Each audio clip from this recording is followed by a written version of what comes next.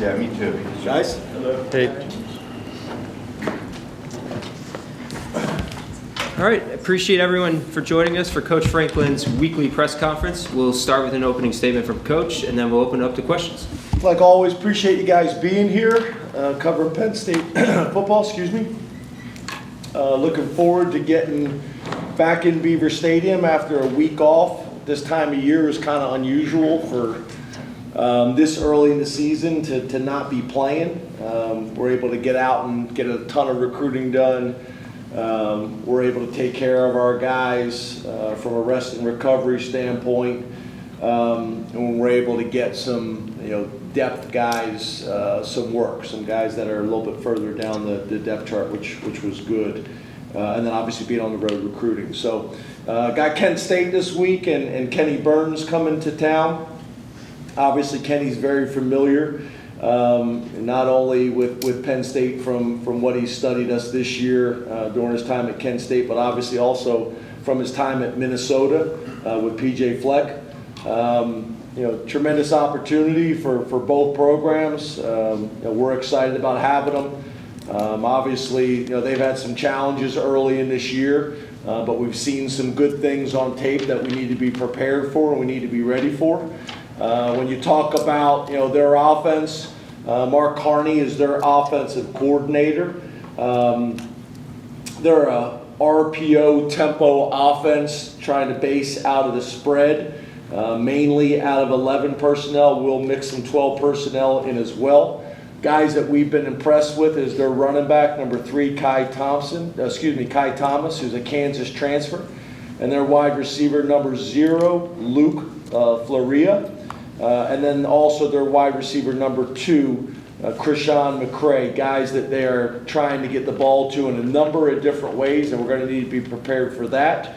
And then defensively, Cody Morgan.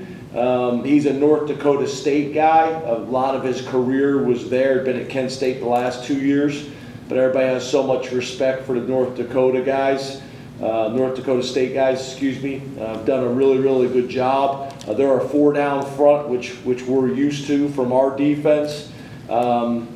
Variations, the middle of the field open in cover 4 and cover 6. We'll also close the middle of the field up with some cover 3 and cover 1. Again, things that we're familiar with. Pressure overall about 33%. It spikes up a little bit on third down to 37%. And then guys that we've been impressed with, their defensive end, number 6, Stephen Daly. Their linebacker, number 8, Khalid Johns. And then their linebacker, number 4, Rocco Nickel. Rocco is from Philadelphia, PA. He's from St. Joe's Prep. And then their defensive end, number 11, Cameron Olds. Cameron Olds is a big kid, 6'4", 245 pounds from Richmond, Virginia. We've been impressed with those guys. And then on special teams, CJ Robbins is their special teams coordinator. Again, been with them for the last couple of years, another South Dakota guy. From a special teams perspective, this is probably their strength. If you look at them statistically, their punt block return unit is ranked 7th in the country. Their kickoff return team is ranked 6th in the MAC. They're doing a nice job there, and really a lot of it deals with the receiver that I was talking about, us having respect for punt return, kick returner, number 0, again, Luke Floria. So we're excited about that challenge. They have our attention, there's no doubt about it, and kind of looking forward to getting into practice on Tuesday. We did have in a lot of ways, our Sunday practice is a bye-week Sunday practice because although we're into game week, the Sunday is not a traditional Sunday for us because we don't have corrections to make, we don't have the film to watch. So we're actually on the field longer than we normally are on a Sunday, following a bye week, and we're able to get some good work done. So open up the questions. Let's go to Rich Garcella and then Frank Bodani. You're on deck. Good afternoon, James. How are you today? Good, Rich. How are you? I'm good, thanks. James, you mentioned a couple things about what you wanted to do last week, but what were some of your top priorities last week for the bye week? And where did decreasing penalties rank among those priorities? Yeah, for me, we just literally talked about it again in the staff meeting this morning. That's a major priority for me because we're just making things more difficult than they need to be. We're either stopping drives after we convert first downs or making more challenging third down situations, hard to get into a rhythm on offense, and then defensively, letting guys off the hook, in terms of penalties that extend drives or make more manageable third down situations for their offense against our defense. So just some things that we got to get cleaned up. We're giving yards away and making things more challenging. So that is a major priority for us. I think we've talked about this in the past. If you look statistically at where penalties rank in terms of winning and losing, it's nowhere near what the turnover ratio is and what explosive plays are. But it makes for a sloppy game. It makes for a game that as a head coach you're not proud to watch. And it also just makes it difficult to get into a rhythm. I think it also has impacted time of possession, which has been a problem in our first two games, specifically in the first half. So we need to get those things cleaned up. But that's probably the biggest thing. And then offensively is third down. And really the same thing for our defense, getting off the field on defense and then being able to sustain drives on offense. I want to create more touches on offense for more players and more guys. And, it's difficult to do that when you're not extending drives. So the explosiveness has been great on offense, but we need to be more efficient, specifically on third down too. Let's go to Frank Bodani and then Mark Wogenrich. You're on deck. Hey, good afternoon, James. Hope you're well. You too, Frank. Thanks. Wanted to ask about KJ Winston. I know, just as regards injury-wise, is it a longer-term significant injury with him, or what can you reveal about his status in regards to that? And then just going with the safeties in. So whenever he can play again, right now, your safety room, you have your top two guys beyond that, beyond Jalen Reed and Zaki. How is that? Who would be the next guy up safety-wise? How is that position looking right now behind them two? Yeah, so a couple things. I think that the first point is I don't really have any new information to share with you guys at this stage. I probably will, I would think, probably post-practice, when I see you guys later in the week. And then obviously, Day Lane is the next guy that we've been trying to get reps for. Obviously, when you're talking about Jay Reed and Zaki, those two guys have played a ton of football for us and will need to continue. Day's another guy that we've been trying to get more reps and more experience. That'll be important, but we're going to have to develop a few more guys, especially hopefully. We'll see timing-wise how this whole thing will play out, but definitely for short term, we're going to have to develop some more guys. So, Day is going to be really important this week, and obviously moving forward as well. He's a guy that we've been trying to get more involved. We had planned on playing him more last week, didn't play out that way, but he's probably the guy that I would say our focus is on the most right now. Let's go to Mark Wogenrich and then Mike Gross. You're on deck. Hi, James. How are you? Good. How are you? Good, thanks. When you went back and looked at the first half defense from Bowling Green over last week, how did you address that? What did you want to get corrected after there? And how much of that kind of stuff did you feel might have been just an anomaly in the way that first half played out? Well, a couple things. I think we did not tackle as well in game two as we did in game one, and obviously that's an area that we got to get that cleaned up because we need to be getting better as the season goes on. And I think there's a lot of reasons that probably factor into that. But we got to be getting better from a tackling perspective. I thought we tackled really well week one, when that's a concern for most people across the country. I think the other thing that's a big one for us that we got settled in the second half is the communication. We were trying to rely specifically on the headset communication. And at home, that can be a little bit more challenging with the linebacker trying to verbally communicate to all 11 guys on the field. Very similar to what I had explained to you guys about no huddle teams on offense, trying to get the quarterback to communicate to everybody. That was still going to be challenging unless you're huddling. And on defense, you don't typically huddle. You condense a little bit, but you don't necessarily huddle. So that created some challenges for us and allowed us some opportunities to get those things cleaned up in the second half and really moving forward. And then just the discipline of playing the defense and not trying to do more than your job. And the more we play great team defense and do their job and be gap accountable, then the plays come to you. So we just got them settled down and got back to playing the way we're capable of playing in the second half, and we need to build on that, obviously, going into week 3. Let's go to Mike Gross and then Johnny McGonigal. You're on deck. Good afternoon, James. How are you? Good, how are you, Mike? Good, thanks.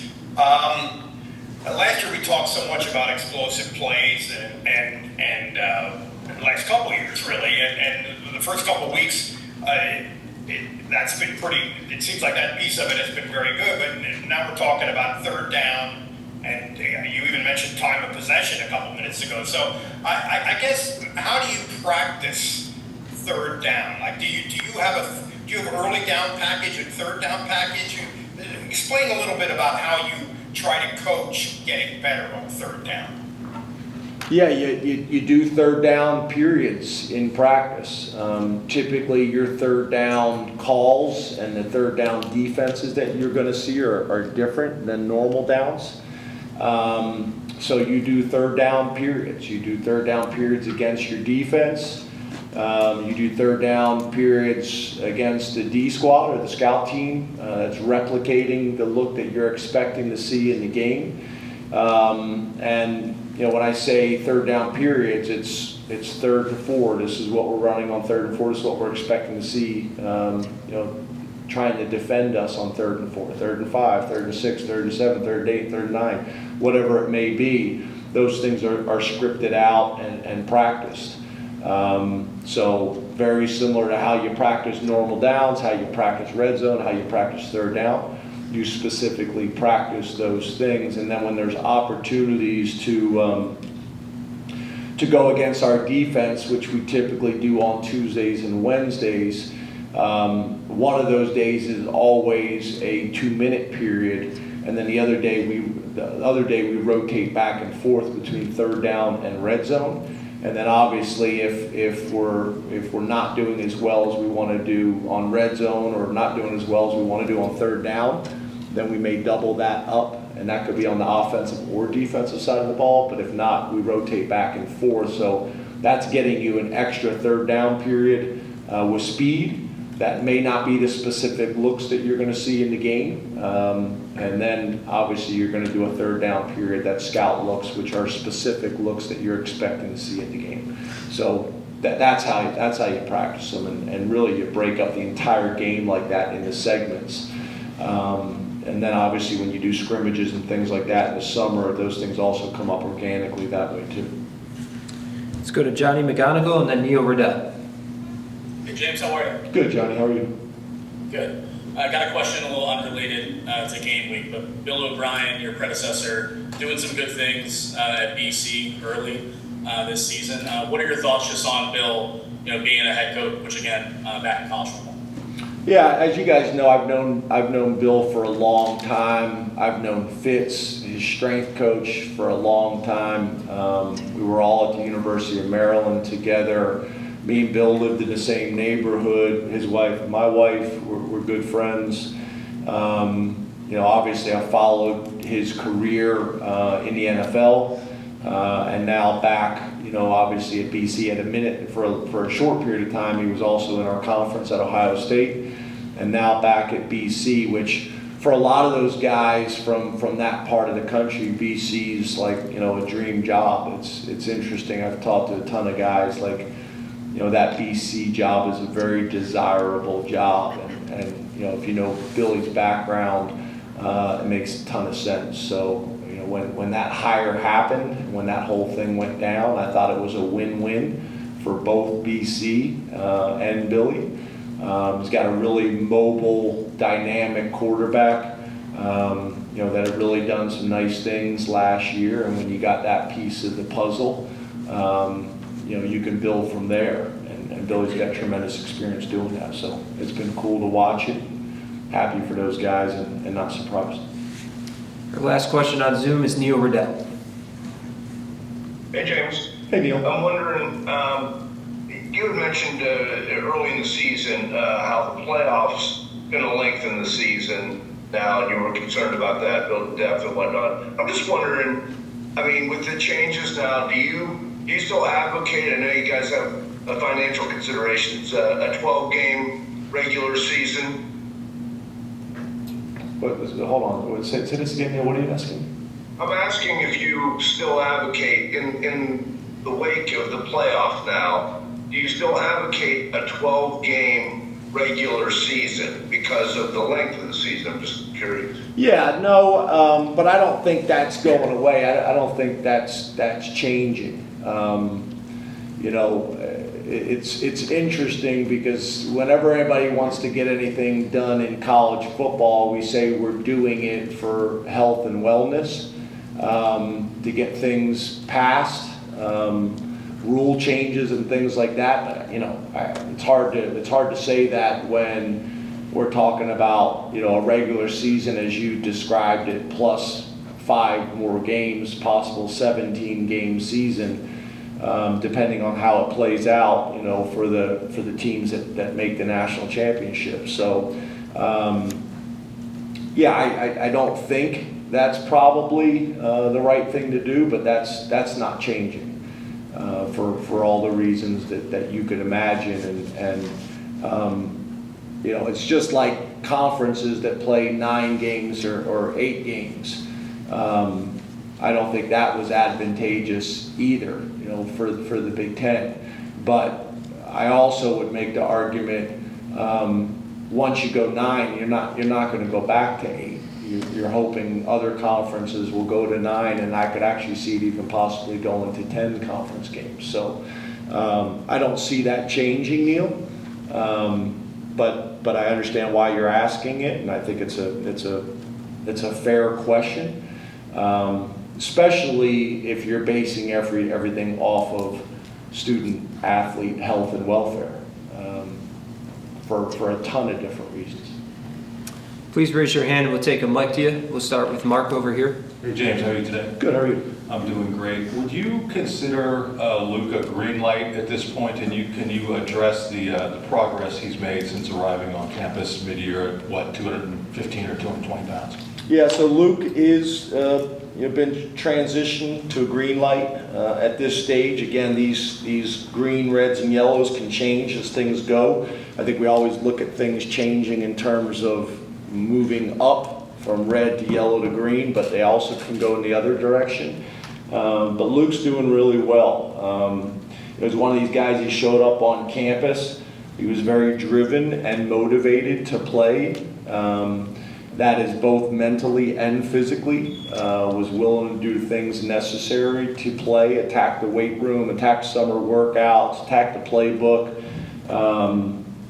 has ability to make plays in the passing game. Where he's somewhat unusual in 2024 for a tight end is he'll also stick his nose in there. And for some of these guys that have never really done that at the high school level, that's a challenge, and especially when you're asking them to, block Smith Vilbert, who's 280 pounds or whatever he may be. He's shown a willingness and aggressiveness with that as well. So I've been a real big fan of Luke's in his approach. We got a ton of guys that I think could play as true freshmen. But the guys that have played, I think, are showing that they're willing to make the type of sacrifices and commitments to actually do it. And some guys are either not physically ready to play or emotionally ready to play or mentally ready to play. And he's a guy that's shown through hard work and development that he is ready to play kind of in all three. In the middle, John? Hey James, how are you? Good, John. How are you? Doing good. Andy Kotelnicki's talked in the past about how he will kind of take plays from anywhere to add to his offense. I'm curious, how much do you guys add to the offense in the season? Is like, obviously coming off a bye week, is there any chance that you see something, from another program that you want to add, and do you add it during the year?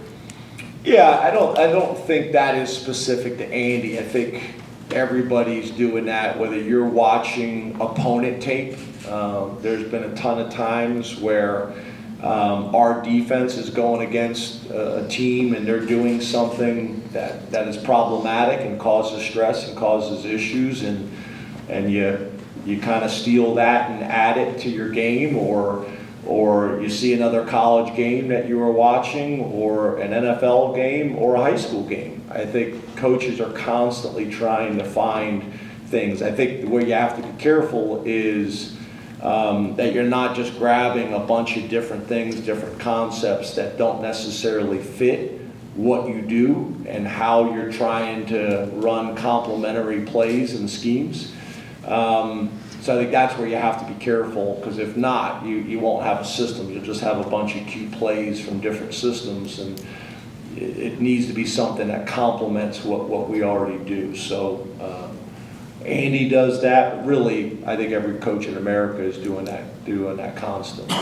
And then to your point, I think it could show up maybe a little bit more on bye weeks, but again, not necessarily, because if you're grabbing schemes that already complement what you do, there are slight tweaks, that you're adding. A lot of times it's personnel group, a lot of times it may be formation, motion shift, but something we're already kind of doing, just with a little bit different presentation. On the right, Tyler? Hey, James. Hey, Tyler. Caden Saunders is a guy that, going back to August, we heard about his potential impact offensively, special teams. The injury in preseason camp, Coach Lustig told us last week that it kind of changed the way they navigated things with Caden. As a punt returner, and it seems on offense, I don't think he's played yet on offense. When you look at his room for growth and development coming off of the preseason injury, how much more do you think we can see of Caden Saunders here in his third year on campus? And what have you seen thus far that maybe has you excited? Because we haven't seen much of him yet in game action. Yeah, we haven't either. It's the same thing. He's had a lingering injury, and not that he's not able to play, but he's not able to play at 100%. He's a guy that I think there was a ton of excitement about, and there still is, but he's had a lingering, injury that has slowed some of that progress or some of that development down. In the front, Audrey? Hey, James. You mentioned a couple times the helmet communication with the defense. Through 2 games, what have you guys kind of learned with regards to that, coupled with the iPads? What are maybe some of the things that you didn't expect to be challenges, or ways in which maybe it's helped you guys so far? Well, probably the biggest thing, like I mentioned, it was going to be an obvious advantage for huddle teams, which we are. There was a distinct advantage, for our offense. Defensively, I think a lot of the challenges that we talked about, for offenses with the communication has showed up, and then really kind of finding the best ways to do it. Offensively, it's being able to literally not have to signal at all and be able to talk to the quarterback and tell them the play, and then also maybe a few little coaching points. Defensively, again, how do you get both corners the information at 53 yards away from each other, possibly up to 53 yards away from each other? And then also, I think a linebacker is very comfortable in communicating to the D-line, because they've always done that, strength calls, things like that, setting the front. But now, depending on how you're using it, you're asking that linebacker to turn around and communicate to the safeties. And while he's doing that, he's not seeing the formation, he's not seeing the alignment.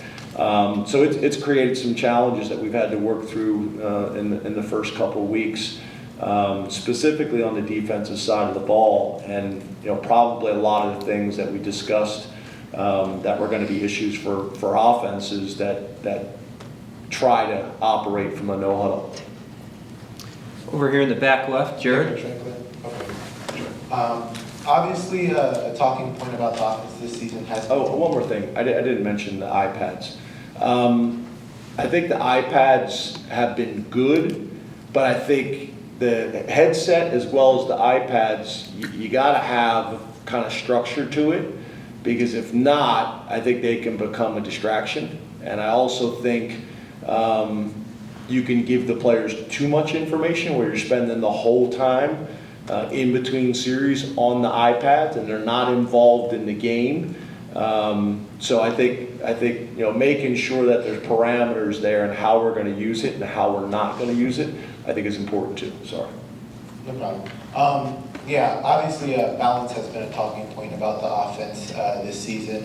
When we talk about wanting to get more guys involved, how do you balance riding a hot hand like Tyler Warren right now versus getting more guys involved in the offense? I think it goes back to what I've already addressed multiple times, is just plays. We need more plays, which goes hand in hand with third down. You convert a higher percentage of third down, then you're on the field longer, and you're probably talking about 10 to 15 more plays a half, which with more plays creates more opportunities for explosive plays, which I know you guys love, which also creates just being more efficient by converting on third down. And then obviously the other thing is just the more plays is the more opportunities for touches. I think that just kind of happens organically. We go into every single game, specifically on the offensive side of the ball, trying to get everybody involved, but you can't force the ball to go to certain guys. Depending on the defense that you're getting, or the pressure you're getting, or the look that's presented, is going to dictate and determine where the ball goes for that specific play. So the more plays is really, to me, the solution. Way in the back, T. Frank. James, good afternoon. Hey, T. Frank. I have a question. You mentioned earlier talking about Kent State and their defense, cover 6, but just 2 high safeties in general, it seems is very popular in the NFL in terms of trying to take away the deep pass. I'm thinking specifically like the Robert Saleh defenses that play a lot of quarters. In that situation of trying to take away the deep pass, how do you think you've done against those particular concepts this year and still generating those yards? And what are the challenges, I guess, in that kind of idea of still generating explosive plays against defenses that are specifically designed to take that away? Yeah, well, I think they're 2 very different categories, right? You have, when you talk about middle of field opener, 2 safety defenses, cover 2 is a totally different defense than quarters when you're talking about what you're asking specifically. Quarters, goes all the way back. People have been running it for a long time now, but it's a way to present a 2 safety defense, and in a lot of ways play a 9-man box in terms of run support, because you're getting both of those safeties involved in the run game, which can create challenges for the offense, right? But it also can create some opportunities, because when you have safeties that are so involved in the run game, then that can create opportunities to get the ball thrown over their head. If it's cover 2 and you have 2 defenders designed to play deep halves, and depending on whether you're playing some variation of Tampa 2 where the Mike linebackers run in the middle of the field, in a lot of ways that's like 3 deep with double cloud corners, on the outside. So I think they're 2 very different discussions and talking points. I think cover 2's call to stop the pass and stop explosive plays in the pass. Quarters is really trying to present middle of field open, but be able to, in a lot of ways, end up with a 9-man box and 2 heavy run support safeties. Typically, you're going to see more explosive plays versus a quarters defense. because of the things we just discussed compared to a cover 2 defense. And I think we've done a pretty good job of that, of exposing and attacking quarters defenses in terms of creating explosive plays. There's obviously ways to do that against cover 2 as well, but it typically takes a little bit longer to be able to threaten those safeties, high-low the corners, whatever it may be, or put those 2 safeties in a bind with some variation of 3 verticals, sideline, and attacking the middle of the field. So I think overall we've done a nice job of that. I also think the fact that we've been able to run the ball more efficiently and more explosive helps us with the cover 2. Last year that could be challenging, where people could line up in cover 2, stop the explosive plays, and be able to do some things where they are pinching or gaming the front to take away your run game, and now the ball has to bounce on the perimeter, and now people are playing trap cover 2, which is another variation, kind of like quarters, where instead of using the safeties for run support, you're using the corners and using some type of defensive front or game or pinch to try to get the ball to bounce to the trap corners, or depending on how you want to term, trap cover 2 or run support number 2, cover 2, however you want to describe it, whatever your terminology may be. In the front, Mike. Hi, James. Hey, Mike. Kent State, they're 1-14 in their last 15 games. I don't know if you noticed, but they lost 71-0. And I know Paul was happy with the St. Francis win they had over Kent State. Knowing all that, what's your message to your players and the fans as far as seeing this as a credible opponent? And is someone like Northern Illinois, is Kent State talent-wise, could they be a comp for Northern Illinois and what they did? So when you point to the underdog message? Thanks. So when you say Paul, who's Paul? Paul Marbo.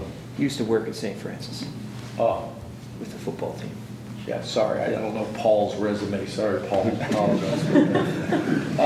a big St. Francis fan. I think that the first thing I would say is, when you schedule these opponents, typically 5 and 7 years out, you don't know what you're going to get. You schedule a MAC team, and some of the teams that you just mentioned have caused people fits.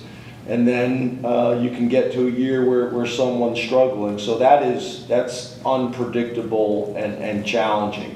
I think for us, it's ultimately about, and this is the challenge, I think in college football, you hear people talk about it all the time, but the challenge is really, it's ultimately about us and our focus on Penn State and us getting better and developing and playing up to our standard week in and week out, which is easier said than done.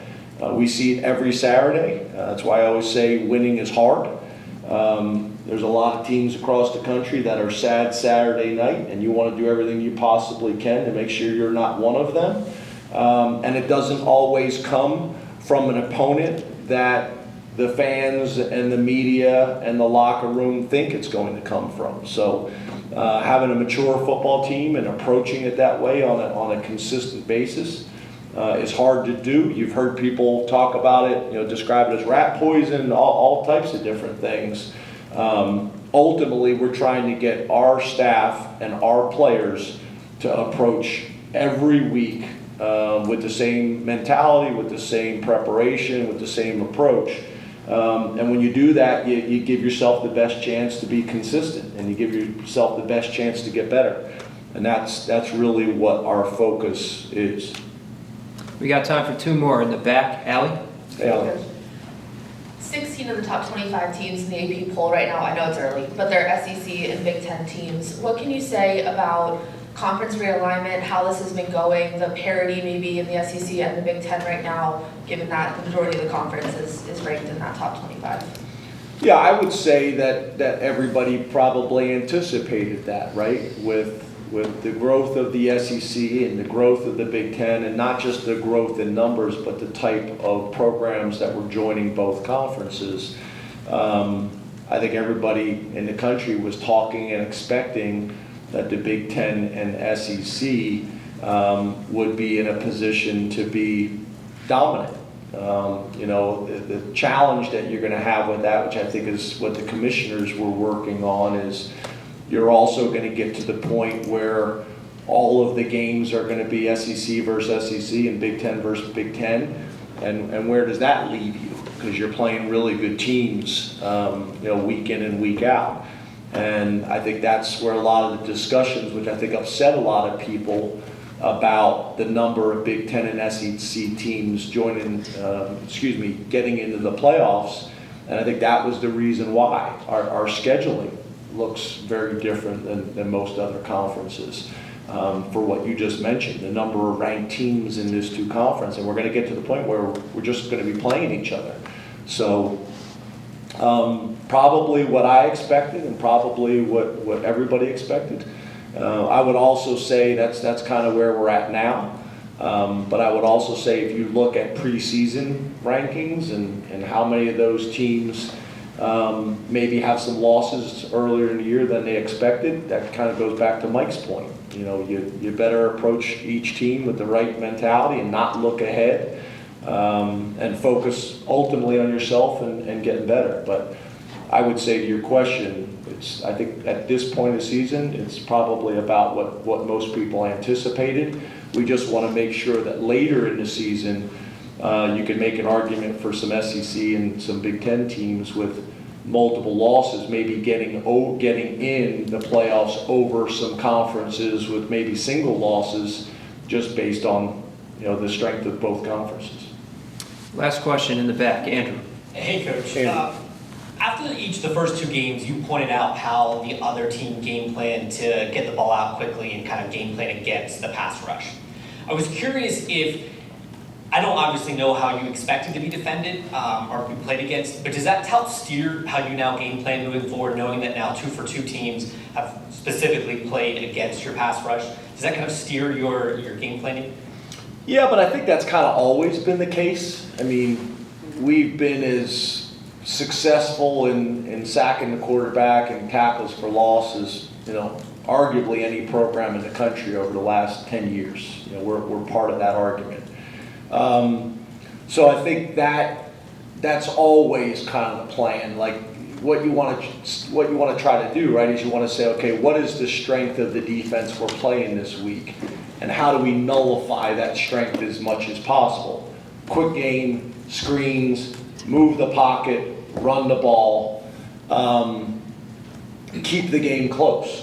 Because the other thing that you can do to really throw a curveball to that game plan is get up by enough points early in the game that they need to get away from that game plan. So, creating 3 and outs and turnovers and scoring on early drives on offense and get them down by, 17, 21 points where they feel like they're going to have to throw the ball more to get back in the game, then that obviously leads to opportunities as well. And then obviously playing at home. Playing at home obviously is a positive for us at Penn State, like it is for a lot of programs across the country, but it's magnified for us. So now if you can, whatever their game plan is, if you can play with a lead and do it at home, where now they have to get away from what their original game plan is and throw the ball more than they like, then those things all kind of combined lead to production, in that stack of sacks and tackles for loss and things like that. So combination of those things. I also think it deals with a little bit of the opponents as well. If you look at West Virginia, I think they were one of the best teams in the country last year, and not giving up sacks in terms of stylistically how they play. So all those things factor in. But at the end of the day, we would like more production in that area, and I think it's going to come. Thank you very much, Coach. Thanks, guys. Thank you.